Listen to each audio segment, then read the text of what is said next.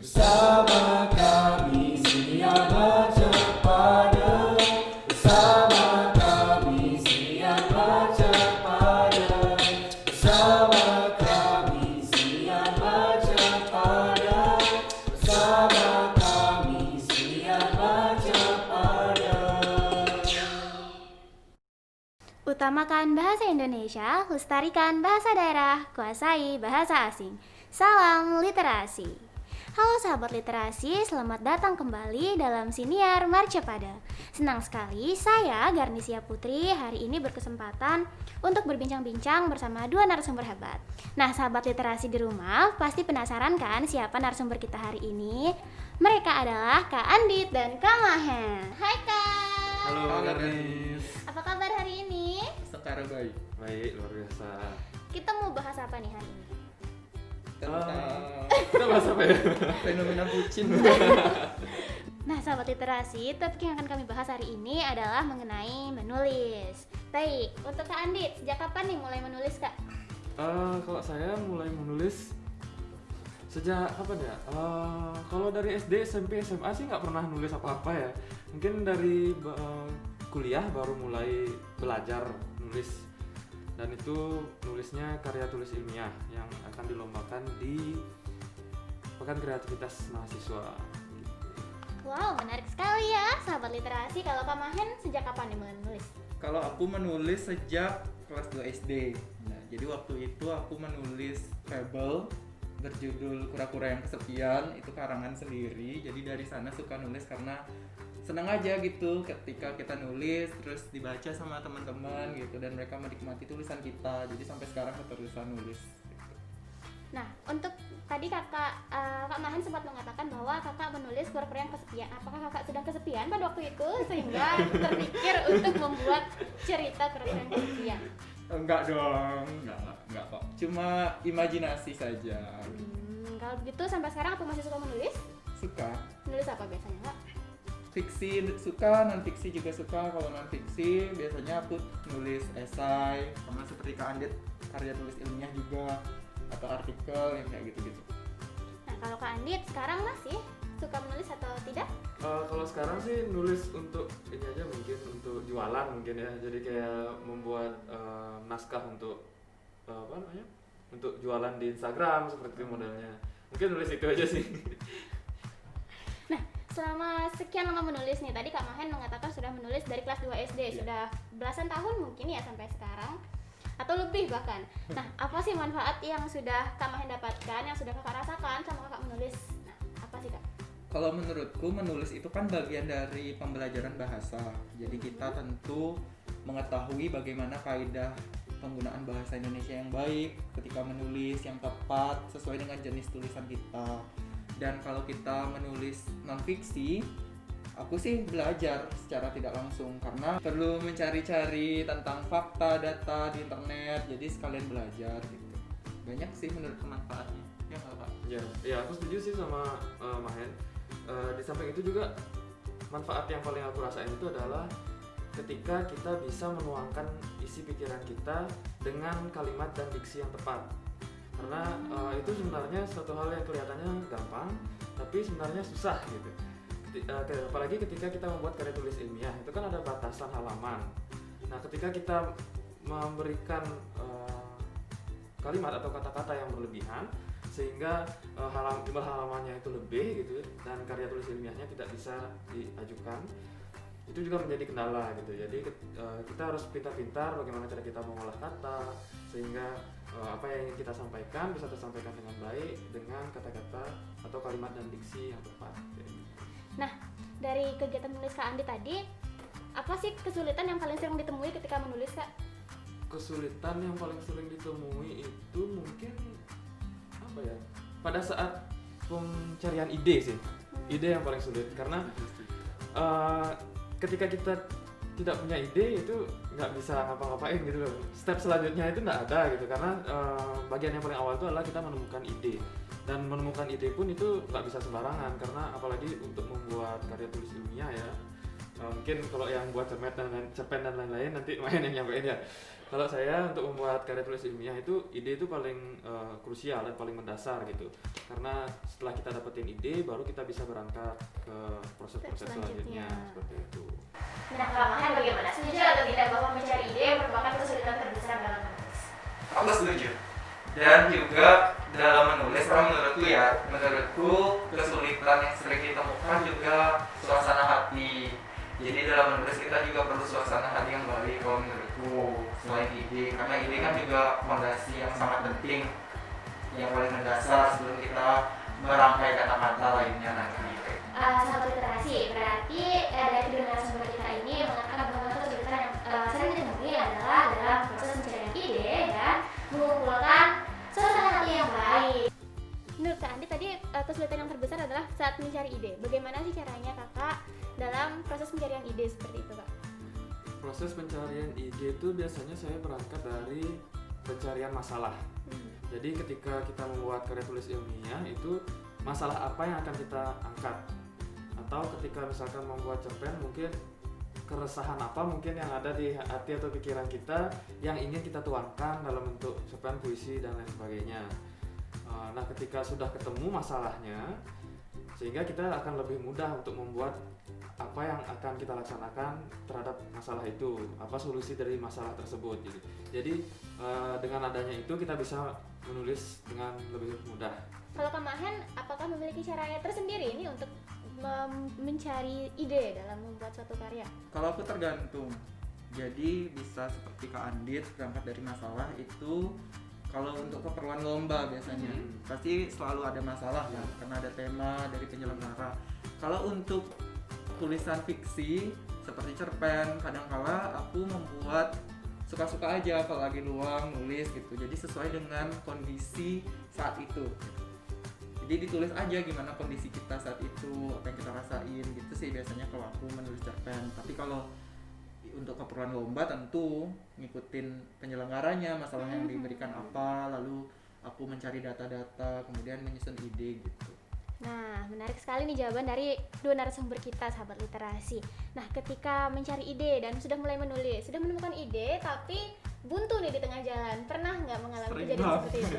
Sering sekali, apalagi kalau misalkan kita menulis karya tulis ilmiah yang sudah paragrafnya sudah panjang-panjang sekali, angkanya sudah banyak, perhitungannya sudah banyak, pasti ada momen-momen di mana kita lelah gitu ya untuk melihat layar komputer dan melihat tulisan yang sebegitu banyaknya. Dan menurut saya ketika itu terjadi ya kita tinggalkan dulu gitu, jangan dipaksa gitu, jangan dipaksa untuk melanjutkan pekerjaan itu gitu, karena kalaupun dipaksa nanti hasilnya juga tidak bagus dan kita mengerjakannya juga tidak ikhlas gitu. Kalau menurut Mahen gimana? Sama. Jadi dikasih jeda dulu, istirahat dulu gitu, kumpulkan lagi suasana hati yang baik, baru lanjut gitu kalau aku. Nah, sahabat literasi, memang sepertinya suasana hati itu sangat mempengaruhi ya. Kalau sudah jenuh atau sudah lelah dengan aktivitas yang itu-itu saja, mengumpulkan kata-kata, mencari ide lagi, pastinya suasana hati sangat berpengaruh di sana. Untuk Kak Andit dan Kak Mahen, pastinya setelah sekian lama menulis, pernah nggak punya pengalaman yang benar-benar masih ada di pikiran sampai sekarang, masih lekat di ingatan? Apa sih pengalaman yang paling berkesan? Silakan Kak Mahen atau Kak Andit duluan, silakan. Aku dulu. Ini mau bagi-bagi pengalaman aja nih, takut siapa duluan gitu ya. Lagi mikir-mikir Lagi mikir ya pengalamannya apa gitu. Memanggil pengalaman lama. Kalau aku sih pengalamannya yang paling berkesan itu adalah mengikuti Pekan Ilmiah Nasional. Pekan Ilmiah Nasional itu kemarin tahun lalu diadakan di UNUD. Itu diikuti oleh 120-an perguruan tinggi di Indonesia. Nah itu aku bisa masuk ke situ karena mengikuti PKMT. PKMT itu adalah teknologi ya. Nah itu pengalaman yang sangat berkesan karena menurutku aku bisa masuk ke ajang yang tingkatnya nasional dan luar biasa, banyak sekali orang-orang yang luar biasa lah itu pemikirannya ada di sana, dan aku bisa masuk ke sana itu pengalaman yang sangat luar biasa menurutku. Dan aku bisa masuk ke sana juga tidak terlepas dari pembimbing yang luar biasa. Waktu itu adalah Bapak Putu Krisanto dari Universitas Dianapura. Nah, beliaulah yang membimbing saya dan tim sampai akhirnya bisa masuk ke timnas tersebut gitu. Wow, boleh tepuk tangan. Sangat menarik sekali, sangat luar biasa pengalaman dari Kak Andit. Kalau Kak Mahen punya cerita lain silahkan. Ada cerita Aku apa? sama sih, jadi misalnya kan cukup pernah lah beberapa kali lomba gitu. Memang itu menjadi pengalaman yang luar biasa ya tentunya kayak ketemu sama teman-teman dari kampus lain gitu. Tapi juga dalam pembuatannya juga tidak kalah menarik sih kalau menurutku. Jadi pernah aku membuat sebuah esai yang berangkat dari permasalahan pribadi gitu. Jadi aku mengangkat tentang bunuh diri, dan itu pertama kalinya aku membuat esai tidak untuk diperlombakan. Jadi nulis aja gitu, nggak ada lomba tapi tulis aja esai tentang bunuh diri gitu, menyalurkan ide. Kemudian beberapa bulan setelah itu ada lomba nih, temanya sesuai sama esaiku yang aku buat tentang bunuh diri, itu temanya tentang kesehatan mental. Kemudian aku cobalah, aku kirimkan dan dapat gitu juara waktu itu. Jadi pengalaman menariknya itu bukan di juaranya tapi waktu Proses penulisannya. pembuatannya Iya, gitu jadi berarti ya. waktu pengumuman justru aku nangis sedih karena keinget masalah dulu gitu. Jadi kehilangan seseorang karena tindakan bunuh diri dulu, orang terdekat juga waktu itu kan. Jadi teringat lagi gitu. Jadi bukan nangis bahagia. Bahagia sih Bahagia pasti, Iya, tapi karena jadi juara, Iya, tapi sedihnya itu karena keingat ininya, gitu. teringat. Iya, Teringat. gitu. Wow, Itu mengharukan menarik banget sih sekali. menurutku. Nah, sahabat literasi, padahal banyak sekali ya manfaat-manfaat yang diperoleh ketika kita mulai menulis. Tapi mengapa ya orang-orang, saya juga memiliki ketakutan untuk menulis? Menurut kakak-kakak ini ya, apa sih yang menjadi ketakutan orang saat mau mulai menulis? Dulu aku juga takut kok menulis. Menurutku karena kita belum terbiasa aja. Banyak pandangan kalau menulis itu bakat atau sejenisnya. Tapi kalau menurutku pribadi, menulis itu juga hasil pembelajaran. Jadi kalau kita biasakan, kita sering latihan, pasti bisa kok. Kalau Kak Andit punya pandangan yang beda, mungkin apa sih yang membuat orang-orang tuh pada takut untuk mulai belajar menulis? Ya, kalau takut mungkin karena belum pernah mencoba ya sih, ya setuju kayak yang bilang Main. Karena dia belum pernah mencoba, jadi dia belum tahu apa yang akan dia lakukan di sana gitu. Ketika dia sudah mencoba dan ada kesulitan atau kegagalan atau apapun itu, di kesempatan selanjutnya dia akan bisa memperbaiki dirinya sendiri gitu. Jadi setelah dia menulis selama beberapa kali, itu akan akan membuat dia merasa percaya diri gitu. Dan ketika dia sudah mendapatkan rasa percaya diri tersebut, tidak akan ada lagi rasa takut seperti itu.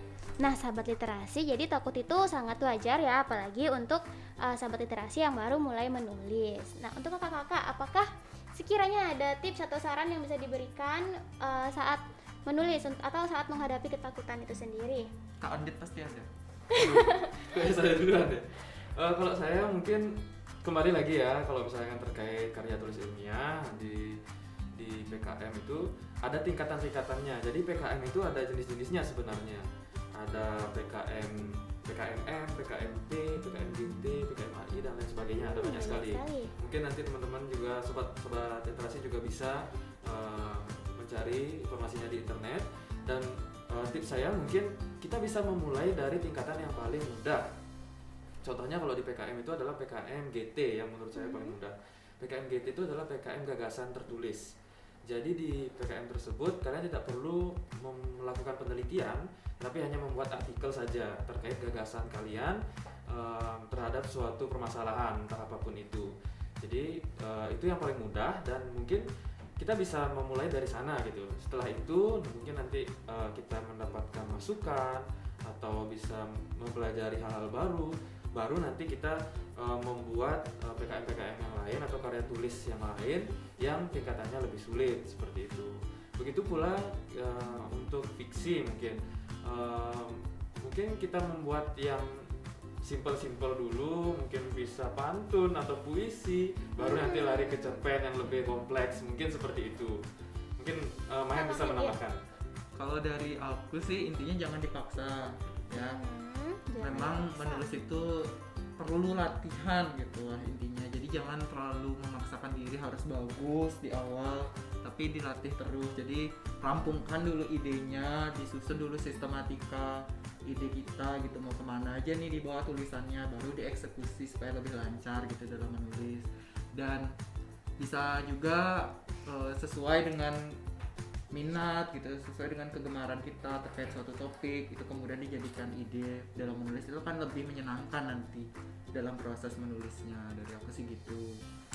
Nah terakhir nih Kak, apakah kakak-kakak ini punya penulis favorit? Untuk Kak Andit bagaimana Kak? Kalau saya sendiri sih karena saya belum apa namanya ya, belum tertarik ke fiksi, jadi saya belum memiliki penulis favorit gitu. Tapi saya sih mendengar beberapa judul-judul buku yang terkenal dan banyak yang menyukai gitu. Mungkin nanti saya akan mencoba membaca. Oh baik. Kalau Kak Mahen nih, punya nggak? Punya. Siapa? Boleh berbagi? Ada Terelie, Andrea Hirata, sama Dewi Lestari. Yang paling saya suka sih Dewi Lestari ya, karena menurut saya Dewi Lestari itu bisa menggabungkan antara sastra dan juga fiksi ilmiah gitu di satu padukan dengan diksi yang sangat bagus. Jadi ketika saya membaca novel-novel beliau, saya secara langsung belajar gitu, harus buka kamus, ini artinya apa ya katanya, ini dapat pemahaman baru, dapat pembendaharaan kata baru begitu. Ya mungkin saya juga nanti bakal banyak belajar sama Mahen gitu ya. Mungkin bisa tukar-tukar Boleh. buku gitu. Sampai lepas nih. Nah, sahabat literasi, menarik sekali pembahasan kita hari ini sampai tidak terasa bahwa kita sudah sampai di penghujung acara. Nah, sahabat literasi, sekian dulu perbincangan kita pada Siniar Parcepada edisi kali ini.